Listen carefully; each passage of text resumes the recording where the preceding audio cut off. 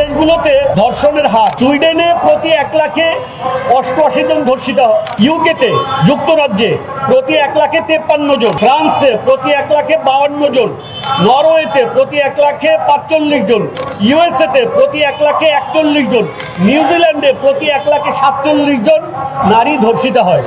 এর বিপরীতে আমরা দেখি যে সকল দেশগুলোতে এমনকি ইসলামী শরিয়া কায়েম নাই ওইভাবে, কিন্তু তারপরও দেশগুলো মুসলিম দেশ।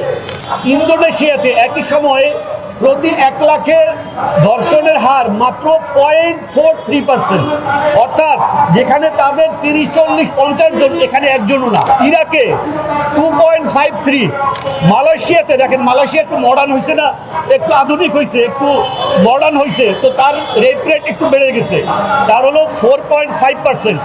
সৌদি আরবে অনেক কম, 0.09%, আজারবাইজানে 0.19%।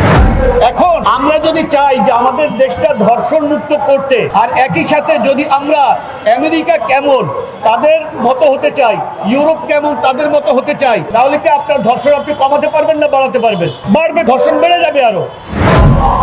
আলহামদুলিল্লাহ। আপনারা জানেন প্রত্যেকটা অপরাধের একটা ডায়নামিক্স আছে, বুঝেন। আপনারা যদি দুর্নীতি রোধ করতে চান, ধরেন ঘুষ আপনার দমন করতে চান, তাহলে আপনারা ব্যাংক অ্যাকাউন্ট সিজ করেন না? ঘুষ কি ব্যাংক অ্যাকাউন্টে কি অফিসার বসে? ব্যাংকে বসে? সে বসে না, সে বসে অফিসে। কিন্তু আপনারা জানেন যে সে ঘুষ যখন নেয় তখন এই ঘুষের টাকাটা তার ব্যাংক অ্যাকাউন্টে আসে, যদি তার বৈধ ইনকামের বাইরে অস্বাভাবিক লেনদেন তার অ্যাকাউন্টে দেখা যায়, তাহলে ওখান থেকে তাকে ধরা যায়। এই জন্য আপনারা কি করেন? ব্যাংক অ্যাকাউন্ট সিজ করেন।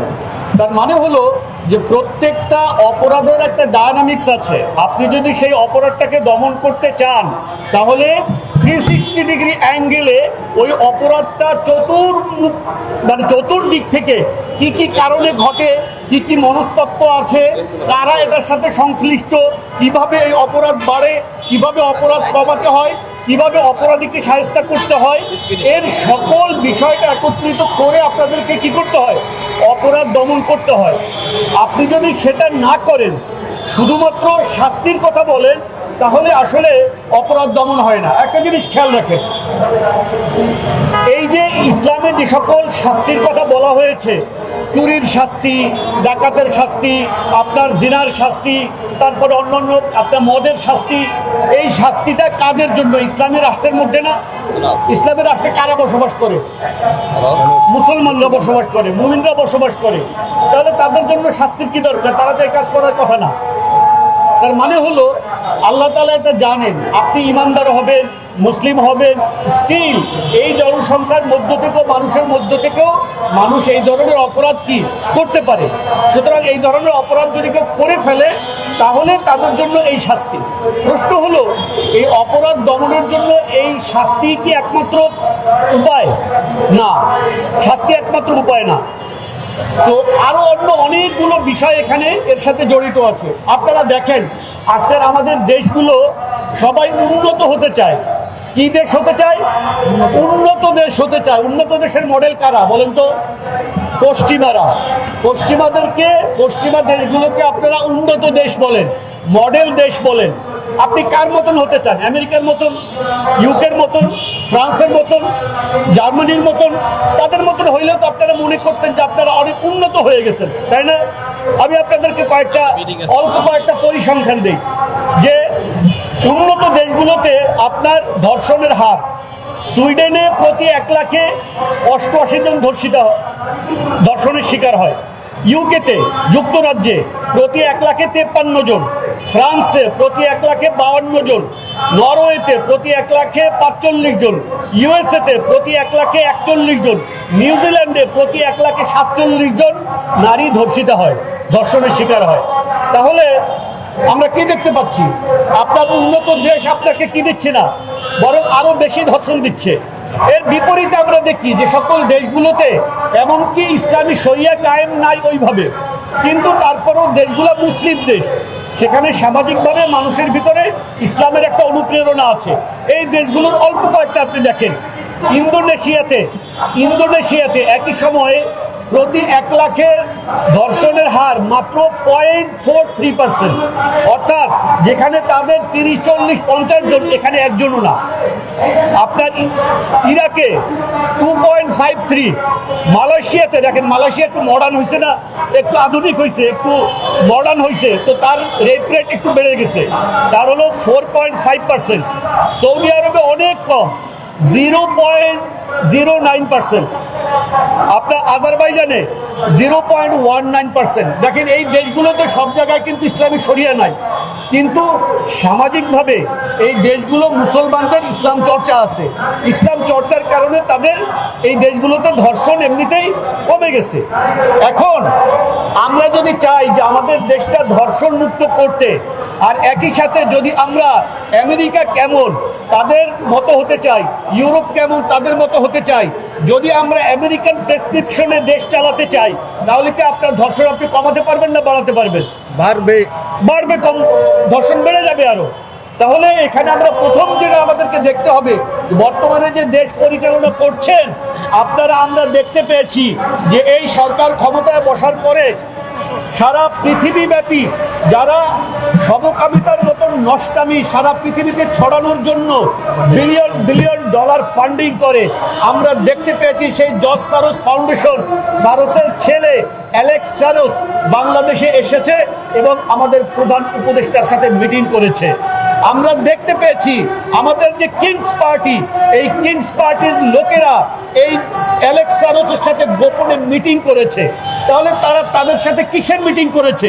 নিশ্চয়ই আমরা ধারণা করি যে তারা এই দেশে সেই নষ্টামি, নোংরামি, এলজিবিটিকিউ এবং নোংরা অশ্লীলতা, বেহায়াপনা, বেলেল্লাপনা, আপনার এই ধরনের কাজগুলোকে ছড়ানোর জন্য তাদের সাথে নিশ্চয়ই কোনো আঘাত করেছে বলে আমরা কি করি, ধারণা করি। তো এই জায়গা থেকে আমাদেরকে চিন্তা করতে হবে যে ধর্ষণ কোনো একটা এমন ব্যাপার না যে আপনি শুধু আইন করে দিলে একেবারে শেষ হয়ে যাবে। এটা একটা সামগ্রিক সামাজিক কাঠামো, পারিবারিক ব্যবস্থা, রাষ্ট্র কাঠামো, সব কিছু নিয়ে এই বিষয়টাকে ডিল করতে হবে। আমরা মনে করি আপনি যদি ধর্ষণকে সমাজ থেকে এলিমিনেট করতে চান, তাহলে আপনাকে পর্নোগ্রাফি বন্ধ করতে হবে। এই দেশে কি এখনো পর্নোগ্রাফি অ্যাক্সেস করা যায় না? পর্নোগ্রাফির বিরুদ্ধে কোনো আইন আছে? কঠোর কোনো আইন আছে? যে কারো মোবাইলে যদি পাওয়া যায়, কেউ যদি এটা সাইট চালায়, কোনো এইটার জন্য যদি কেউ অপরাধ হিসেবে সাব্যস্ত হয়, কঠিন এবং ভয়ানক আইন, এরকম কোনো আইন কিন্তু আমরা দেখি না। অশ্লীল সিনেমা এবং নাটক যেখানে নারীদেরকে আবেদনময়ী হিসেবে, অ্যাপিলিং ওয়েমেন হিসেবে কি করা হয়, প্রেজেন্ট করা হয়, এটা আমরা দেখতে পান না। এগুলো বন্ধ করতে হবে। বিজ্ঞাপনে নারী দেহ প্রদর্শন, তাদেরকে বিজ্ঞাপনে নারী দেহকে আপনি পণ্য হিসাবে প্রদর্শন করেন, আবার একই সাথে আপনি যখন খারাপ ঘটনা ঘটে আপনি আপনার বিরুদ্ধে এসে দাঁড়ান, এগুলো একটা আরেকটার সাথে খেলাফ, কাজ করবে না। আপনি নারী পুরুষের যৌন উদ্দীপক পোশাক, এগুলোকে বন্ধ করতে হবে। ফ্রি মিক্সিং বন্ধ করতে হবে। অশ্লীল গান বাজনা, আপনি বলবেন আপনার এই সমাজে গান আছে, গানটাকে সুন্দরী চলেছে একা পথে, হ্যাঁ, সঙ্গী হলে দোষ কি, তাতে এই গান কি ব্যান করছে সরকার? না, করে নাই। দেখেন কি নোংরা গান, এই নোংরা গান এই দেশে আছে, এটার লেখক আছে, লেখককে পানিশমেন্ট দেওয়া হয়েছে? এই গান যে প্রকাশ করছে পানিশমেন্ট দেওয়া হয়েছে? যে শিল্পী গাইছে তাকে পানিশমেন্ট দেওয়া হয়েছে? না। কি গাইছে? সুন্দরী চলেছে একা পথে, সঙ্গী হলে দোষ কি তাতে? তাহলে আপনি কিভাবে ধর্ষণ বন্ধ করবেন? আপনি তো সুন্দরীর পিছনে দৌড় দেওয়ার জন্য গান গিয়ে তাকে উৎসাহ দিচ্ছেন। সুতরাং এটা কোনো আলাদা ঘটনা নয়। একই সাথে নৈতিক পদক্ষেপ, যেটা ধর্ম আমাদেরকে শিখিয়েছে, আমাদেরকে অবশ্যই আমাদের দৃষ্টি অবনত রাখতে হবে। পুরুষদের দৃষ্টি অবনত রাখার কথা আগে আল্লাহ তাআলা বলেছেন, খেয়াল রাখতে হবে। আমরা অবশ্যই আমাদের দৃষ্টি আগে অবনত রাখবো এবং আমাদের বোনদেরকেও বলবো আপনারাও আপনাদের দৃষ্টি অবনত রাখবেন। তৃতীয়ত, সালাত আদায় করবেন। দেখেন, আল্লাহ তাআলা গ্যারান্টি দিয়েছেন, ইন্না সলাতা তানহা আনিল ফাহশাই ওয়াল মুনকার, যে সালাত মানুষকে অশ্লীলতা এবং নিষিদ্ধ কাজ থেকে কি রাখে, বিরত রাখে। আপনি দেখেন যে যদি আপনি মানুষকে সালাতে অভ্যস্ত করতে পারেন নিয়মিত, তাহলে সমাজ থেকে অশ্লীলতা কি হয়ে যাবে, কমে যাবে। ইসলামী বিধান অনুযায়ী সালাত আদায় না করলে পানিশমেন্ট আছে, কিন্তু আমাদের সমাজে কিন্তু এটা না, এটা ব্যক্তি স্বাধীনতা। আপনি দাবি করবেন মুসলমান, কিন্তু সালাত আদায় ইচ্ছা, আপনি করলে করবেন, না করলে না করবেন। সুতরাং এই যে ব্যাপারগুলো, এগুলো আমাদেরকে কি করতে হবে, সামগ্রিক দৃষ্টিকোণ থেকে দেখতে হবে। সর্বশেষ যদি আপনি ধরেন, এখন আমাদের কথা উঠেছে যে আমরা আপনার দর্শকের শাস্তি মৃত্যুদণ্ড আমরা চাই। ব্যাপারটা হলো, শাস্তি যে আপনি মৃত্যুদণ্ড দিবেন, এটা তো একটা সামগ্রিক আইন কাঠামোর ব্যাপার। খেয়াল রাখেন, আমি গতকালকের ইয়েতে দেখতেছিলাম যে একটা দেশে আপনার যদি সামগ্রিকভাবে মানুষের নৈতিকতা না থাকে, তাহলে তাদের কি হয়, আপনি অসংখ্য ইয়ে পাবেন, যেখানে আপনি দেখতে পাবেন যে ধর্ষণের মামলা দিয়ে মানুষকে হয়রানি করা হয়। ধর্ষণের মামলা দিয়ে মানুষকে কি করা হয়, হয়রানি করা হয়। জায়গা জমির গ্যাঞ্জাম প্রসাদ, তার নামে ধর্ষণের মামলা দিছে। টাকা পয়সা নিয়ে গ্যাঞ্জাম, তার সাথে ধর্ষণের মামলা দিছে। এরকম গত যে আওয়ামী লীগ সরকারের সময় যে আইনমন্ত্রী ছিল, সে বলছিল যে 75 থেকে 80 বার ধর্ষণের মামলা মিথ্যা। এখন আমি যে কঠোর আইন যে চাচ্ছি, ভালো কথা, কঠোর আইন যে চাচ্ছি, তাহলে এই যে মিথ্যা মামলাগুলো, ওই মিথ্যা মামলাগুলো কিন্তু তখন এই কঠোর আইনের আওতায় আসবে না। যার নামে মিথ্যা মামলা দেওয়া হচ্ছে সে আসলে ধর্ষক না, কিন্তু তখন দেখা যাবে যে আপনি বলতেছেন তাকে জামিন দেওয়া যাবে না, আপনি বলবেন যে 24 ঘন্টার ভিতরে ধরে তাকে ফাঁসিয়ে দাও, তাহলে আপনি আসলে লজিক্যাল কথা বলছেন না। সুতরাং আমরা বলতে চাই যে এই যে গোটা সামগ্রিক সমাজ ব্যবস্থা এবং রাষ্ট্র ব্যবস্থা, এটা একটা সেকুলার রাষ্ট্র ব্যবস্থা। এই ব্যবস্থার কাছে মূলত ধর্ষণ বন্ধ করার কোনো ব্যবস্থা নাই। আপনারা যদি ধর্ষণ বন্ধ করতে চান, তাহলে আপনাদের এই গোটা সেকুলার ব্যবস্থাকে পরিবর্তন করে সেখানে ইসলামী সমাজ ও রাষ্ট্র ব্যবস্থা দ্বারা এটাকে রিপ্লেস করতে হবে। এটা ছাড়া আপনারা এগুলো থেকে মুক্তি পাবেন না। সুতরাং সরকারের কাছে আমরা কি দাবি জানাবো?